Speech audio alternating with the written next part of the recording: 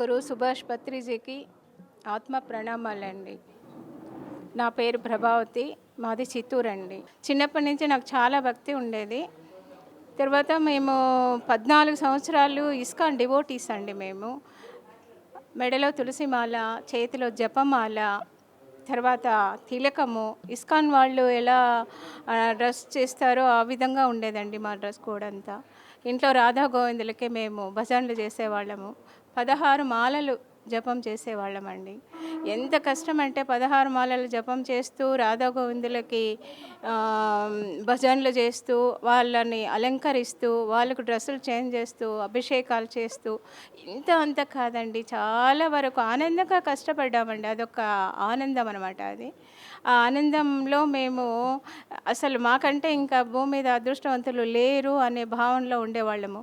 కానీ మాకు అన్ని రోగాలు ఉండేదండి. అప్పుడు టెన్షన్స్ ఉండేది. తర్వాత అన్ని రోగాలంటే కడుపులో మంటలు, చెస్ట్ పెయిను, మోకాళ్ళ నొప్పులు, అరికాళ్ళు అయితే కుంకుమ కలర్ ఉండేది, మెనోపాసు, హెడేకు, డయాబెటికు, ఒక్కటి కాదండి, 2 కాదండి, ఎన్నో రకాల జబ్బులు ఉండేది నాకు. దాంతో సఫర్ అవుతూ ఉండేదాన్ని, భజనలు చేసేదాన్ని. తర్వాత కృష్ణ ప్రసాదం అంటే ఆనియన్ కానీ, తెల్లగడ్డ, ఎర్రగడ్డ, కాఫీ టీ ఇవి కూడా మా జీవితంలో ఉండేది కాదండి. కృష్ణ ప్రసాదమే, కృష్ణుడికి ఏదైతే ఆహారాన్ని సమర్పిస్తామో అది మాత్రమే మేము తినేవాళ్ళము. బయట ఎవ్వరి చేతి వంట కూడా మేము తినేవాళ్ళం కాదండి. ఇది మా జీవితం అనమాట. ఇది జీవనము. దీంట్లో మేము చాలా ఆనందంగా జీవిస్తూ ఉండేవాళ్ళము. కానీ ఒకసారి మా సెంటర్‌కు స్వాతి అనే ఒక అమ్మాయి వచ్చింది.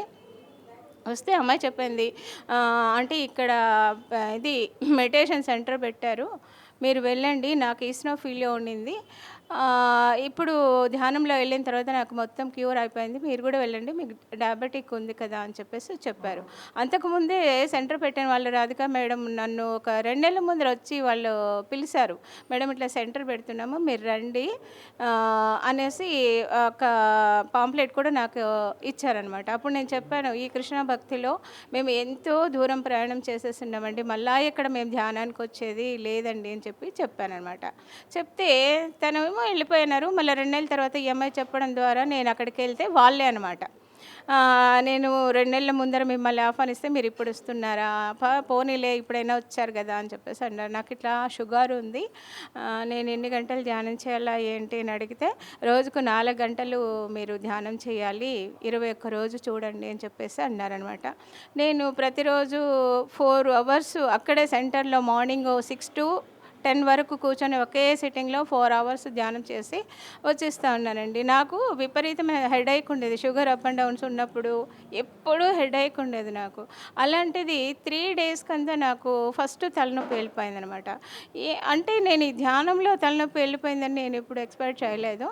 ఏదో వెళ్ళింది, కానీ వస్తుందేమో, మళ్ళీ వస్తుందేమో తలనొప్పి అని చెప్పేసి నేను ఎదురు చూసేదాన్ని. ఎదురు చూస్తుంటే 15 రోజులైంది, 20 రోజులైంది, నాకు అసలు హెడేకే రాలేదు. అప్పుడు కూడా కానీ ధ్యానంతో ఇది తగ్గిపోయిందని నేను ఎప్పుడూ ఆలోచించుకోలేదు. తర్వాత 21 రోజు అయిపోయింది. 21 రోజు అయిన తర్వాత అప్పుడు అనిపించింది, ఈ ధ్యానం వల్లనే మనకు ఈ తలనొప్పి తగ్గిపోయింది. సరే, ఈ షుగర్ తగ్గుతుందో లేదో మనకు తెలీదు, దీంట్లో ఏదో ఒక అద్భుతం అనేది ఉంది అని చెప్పేసి మాత్రం నాకు అర్థమైందండి. 17వ రోజు నాకు కుండలిని ఓపెన్ అయింది. నేను ధ్యానం చేస్తుంటే ఒక సర్పం అనేది నా వీపు నుంచి పాకుతూ నా తలలోకి వెళ్ళడము, నాకు వామిటింగ్ సెన్సేషన్ రావడము అలా జరిగితే, తర్వాత సెంటర్లో మేడంకి చెప్పాను. మేడంకి చెప్తే అప్పుడు 72,000 నాడులు ఒక్కసారిగా అది వైబ్రేషన్ ఉంటుంది మేడం, అందువల్లే మీకు అలా జరిగి అని చెప్పేసి చెప్పారనమాట. సరే, ఏమైనా కానీ 21 రోజు వీళ్ళు చెప్పారు, మనం కంటిన్యూ చేద్దాము అని చెప్పి అలా కృష్ణుని గురించి భజనలు చేయడం, 16 మాలలు మాత్రం నేను తప్పలేదు. అన్నీ ఆ కార్యక్రమాలు చేసుకుంటూ రోజు 4 గంటలు ధ్యానం చేసుకుంటూ ఇలా వెళ్తుంటే మెల్లమెల్లగా హెడేక్ తగ్గిపోయింది, అరికాలు మంటలు తగ్గింది. 11 నెలలండి, మొత్తం అరికాలు మంటలు తగ్గిపోయింది, బ్యాక్ పెయిన్ తగ్గిపోయింది, మోకాళ్ళ నొప్పులు తగ్గిపోయింది, కడుపులో మంట తగ్గిపోయింది, మెనోపాస్ కూడా చాలా వరకు నాకు ఉపశమనం కలిగిందండి. ఇది నా ధ్యానంలో ఉండేటువంటి ఫస్ట్ 11 నెలల లోపల మొత్తం నేను క్యూర్ చేసుకున్నాను. కానీ షుగర్ మాత్రం ఉందండి, నేను లేదు అని చెప్పడం లేదు. నేను మెడిసిన్స్ కూడా వాడతాను. కానీ నాకు 22, 24 ఏళ్ళుగా ఉంది ఇప్పటికీ. కానీ ఎప్పుడు గానీ నేను ఇంతవరకు అలసిపోలేదండి. పేషెంట్‌లాగా ఉండలేదు.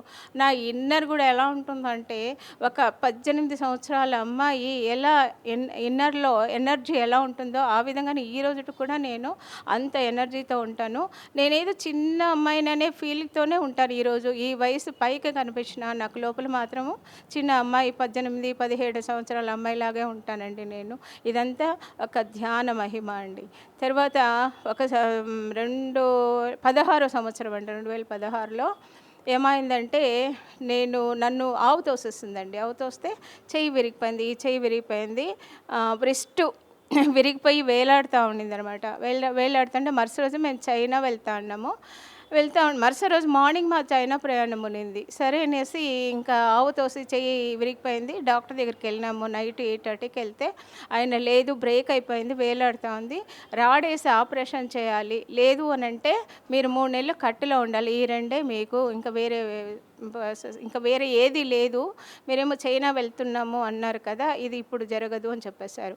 ఏం చేయాలో మాకు అర్థం కాలేదు. సార్ మేము 3 లక్షలు కట్టేస్తున్నాము, ఒక్క రూపాయి కూడా మాకు ఇప్పుడు రాదు, మేము ఏదో ఒకటి చేయాలి సార్ మీరంటే. ఏం చేయడానికి లేదు, మీరు ఒక సంచి తగిలించుకొని, ఇలా మెడకు సంచి తగిలించుకొని, దాంట్లో ఒక ప్రిమచర్ బేబీని ఎలా మనం భద్రంగా చేతిలో తీసుకుంటామో ఆ విధంగా మీ చేతిని ఆ బ్యాగ్‌లో పెట్టుకొని భద్రంగా తీసుకోపోండి, భద్రంగా తీసుకురండి. ఇదొక్కటే నేను చెప్పగలుగుతాను అని చెప్పారు. సరే అని మేము డిసైడ్ అయిపోయినాం. సరేలే ఎట్లైనా సరే మనం వెళ్ళిపోదాంలే, ఇన్ని లక్షలు కట్టేస్తున్నాం కదా అని చెప్పి మేము డిసైడ్ అయినాము. మరుసటి రోజు మా సెంటర్ నుంచి చాలామంది వచ్చారు. వస్తే చెయ్యి ఇరిగిపోయిందంట అని అందరూ చూడడానికి వచ్చారు.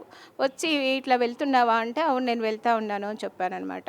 సరే అని చెప్పి నాకేమీ దుఃఖం అంతా ఏమీ రాలేదండి. నాకు తెలుసు నా కర్మ అప్పుడు వచ్చింది, తప్పకుండా నేను అది అనుభవించాలని నాకు తెలుసు. కాబట్టి నేను సంతోషంగానే నవ్వుతూనే ఉన్నాను, కానీ నేను బాధనే పడలేదు. ఎందుకనంటే సత్యం తెలుసు కాబట్టి. ఎప్పుడు కానీ మెడిటేషన్ చేస్తుంటే మనకు సత్యం బోధపడుతుందండి మనకి.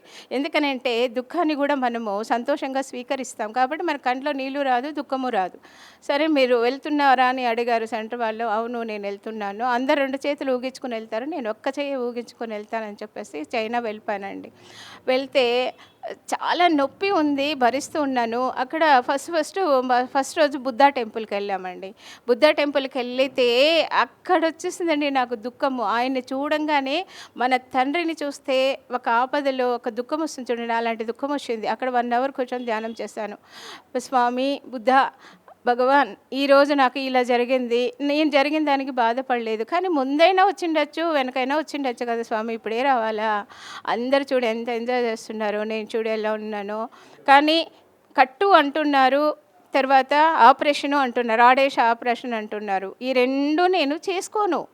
ఎందుకంటే ఇది చేసుకొని నేను సెంటర్కి వెళ్ళానంటే వాళ్ళు ఏమంటారంటే, ఈమె ఇన్ని గంటలు ధ్యానం చేస్తుంది, ధ్యాన ప్రచారాలు చేస్తుంది, ఇంత చేస్తే ఈవిడికే ఇలా అంటే మనం ఎంత మాత్రం అని వెనక్కి వెళ్ళిపోతారు స్వామి, నేను మాత్రం చేసుకోను, నువ్వేం చేస్తావో చెయ్యి అని చెప్పేసి అక్కడ మాత్రం ఒక సంకల్పాన్ని రిలీజ్ చేశాను. 1 అవర్ ధ్యానం చేశాను. కళ్ళల్లో నీళ్ళు పోతూనే ఉంది. ఓకే, ఎందుకంటే మన కష్టాన్నంతా మన తండ్రి దగ్గర చెప్పుకోవాలి కాబట్టి ఆయన దగ్గర చెప్పుకున్నాను. 11 రోజులు అండి టూర్ ముగించుకొని ఇంకా వస్తున్నాము హాంకాంగ్లో. అక్కడ ఫ్లైట్ ఎక్కడానికి అక్కడ ఎయిర్పోర్ట్లో వాళ్ళు సంచి పెట్టుకున్నాను కదా, ఓపెన్ చేసేసారు వాళ్ళు.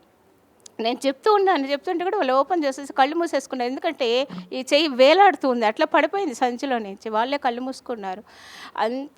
అప్పుడు నాకు కొంచెం దుఃఖం అనేది వచ్చిందండి. తర్వాత ఇంటికి వచ్చాను. ఇంకా అందరూ చెప్తున్నారు ఆపరేషన్ చేసుకొని, కొంతమంది లేదు రాడేసి ఇది కట్టేసుకోండి అని, కొంతమంది ఎంతమందో బస్సులో అందరూ నాకు సలహాలు చెప్తున్నారు టూర్లో. నేనేం కానీ డిసైడ్ చేసుకోలేదు. లాస్ట్ రోజు మాత్రం డిసైడ్ అయిపోయాను, నేను వెళ్ళంగానే ఆపరేషన్ చేసుకుంటాను అని చెప్పేసి ఇంటికి వచ్చానండి. ఇంటికి వచ్చి 5 గంటలకు ఎయిర్పోర్ట్ నుంచి ఇంటికి వచ్చి పడుకున్నానండి. ఇంకా పోతాము డాక్టర్ దగ్గరికి అని చెప్పి డిసైడ్ అయిపోయాం. అక్కడ బుద్ధా దగ్గర చెప్పాను, కానీ మళ్ళీ సరే ఓకే మనం ఆపరేషనే చేసుకుంటామని ఫిక్స్ అయిపోయాను. పడుకున్నానండి. 3 గంటల తర్వాత లేచాను. తర్వాత ఆ చైన్ కూడా ఎంతో భద్రంగా తీసి బ్యాగ్లో పెట్టుకొని, ఒక బెల్ట్ ఇచ్చారు, ఆ బెల్ట్లో పెట్టుకొని ఇట్లా వేలాడుతూ ఉండే చైన్ని బ్యాగ్లో పెట్టుకునేసి నేరుగా వెళ్ళి ఎక్స్రే తీశారండి. అప్పుడు కూడా నేను చైన్ చూడలే, నాకు భయము. ఆ వేలాడే చైన్ చూస్తే మా వారే మెల్లగా తీసి పెట్టడము. ఎక్స్‌రే తీసిన తర్వాత ఆ ఎక్స్‌రే తీసుకొని డాక్టర్ దగ్గరికెళ్ళాము. వెళ్తే ఆయన లైటింగ్ బోర్డ్‌కేసి ఆ ఎక్స్‌రేని చూసారండి. చూసేసి నా గబగబానే నా సంచి లాగేస్తున్నాడు.